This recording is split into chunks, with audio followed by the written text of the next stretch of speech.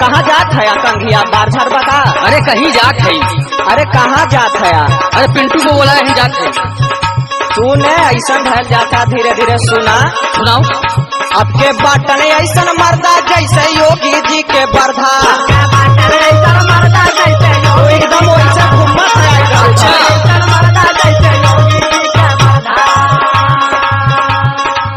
हो अब के बाटन ऐसा मर्दा जैसे योगी जी के बरधा खेत चरे दूसरे के मन मानिया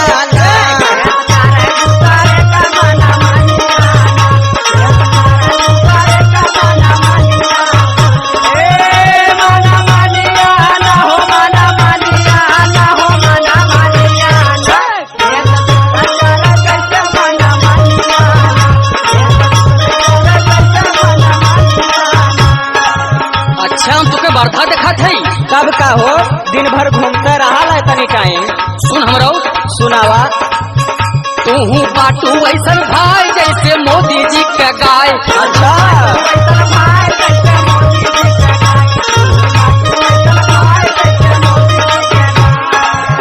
तू बाटू ऐसा भाई जैसे मोदी जी के गाय। सरवा दूध ना बिचाए अब दुकानिया ना।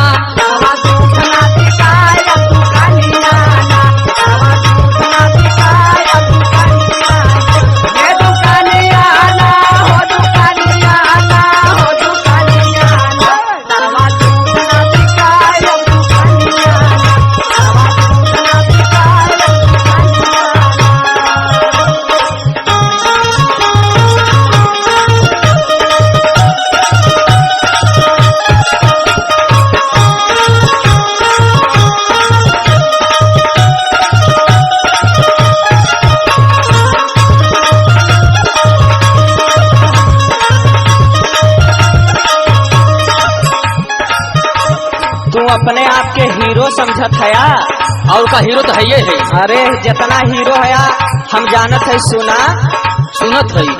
अब के मर्दा समझे हीरो अपने मेहर के आगे जीरो। हमारे आगे हीरो है। अच्छा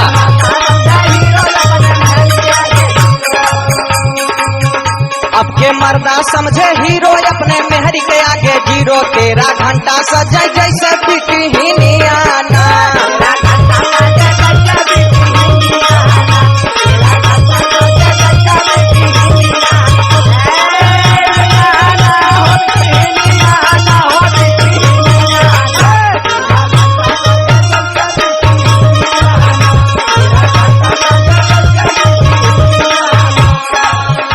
अच्छा हम बिटिनिया है। अरे 13 घंटा कहाँ गल क्रीमिया, कहाँ गल पाउडरवा, कहाँ गल कंघिया।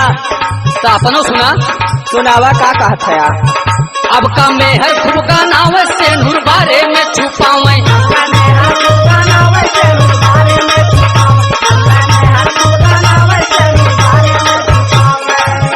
अब का मेहर खूब का नाव से नूर बारे में छुपावे। जींस पहन के घूम